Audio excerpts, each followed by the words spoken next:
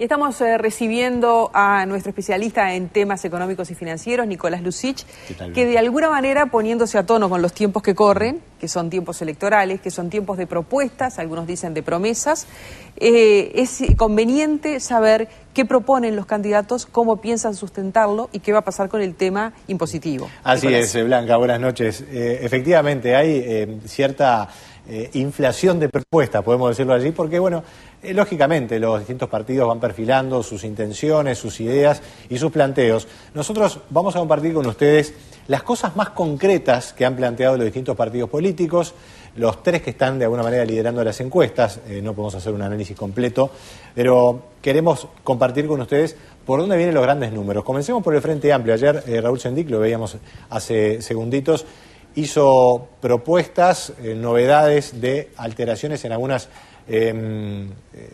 esquemas de aplicación de algunos impuestos. Se argumenta desde el análisis político, particularmente el Frente Amplio está enfocado en aliviar un poco la carga tributaria en la clase media. Y allí se aplican nuevas deducciones en el IRPF, como escuchábamos.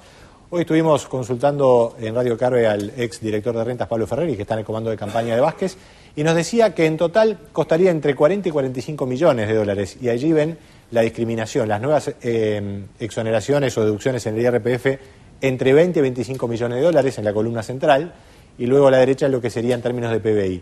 20 millones de dólares costarían las nuevas deducciones en el IAS, esto es deducción de la cuota hipotecaria y también deducción de las casas de salud para los jubilados. Y allí agregué un tercer renglón que es bastante más fuerte y que todavía el Frente Amplio no ha anunciado en términos formales, pero que ya se ha divulgado. En realidad sí lo anunció en términos formales, pero todavía no está el monto. El semanario Brecha lo divulgó hace unas semanas. Una estimación serían 200 millones de dólares el gasto final del sistema de cuidados, como está puesto allí.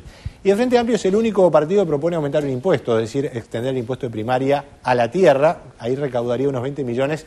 Y estas propuestas concretas dan un aumento en el déficit, haciendo la cuenta directa, de medio punto del PBI o 220 millones de dólares. Vamos a la siguiente placa. El Partido Nacional. Perdón, pero el impuesto de primaria, ahí es lo que recibe, lo que recauda. Es a favor. Ustedes lo veían ahí en la, pues en la la columna. misma columna. Sí, tenemos con signo de menos lo que pierde de recaudar el gobierno y con signo de más lo que ingresa. El impuesto. Y entonces el saldo nos queda en esos 220 millones de dólares.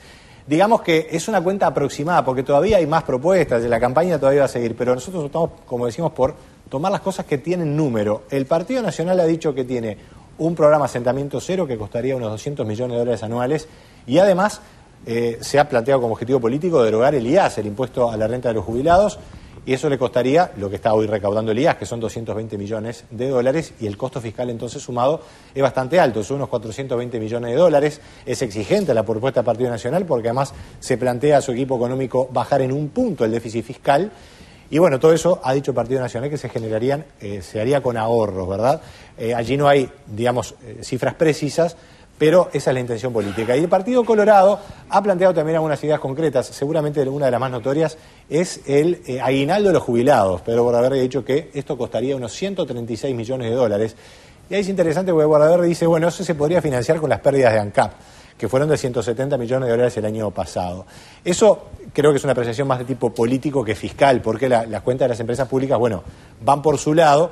Obviamente se pretende que sean sustentables las empresas en el largo plazo. Y hay una propuesta bastante innovadora del Partido Colorado que es reducir la deuda en pesos, que según Isaac Alfi, el exministro y asesor de Bordaberry, le ahorraría unos 500 millones de dólares en términos de costo de intereses. Esto es polémico también, desde el equipo económico se ha dicho que eso podría tener...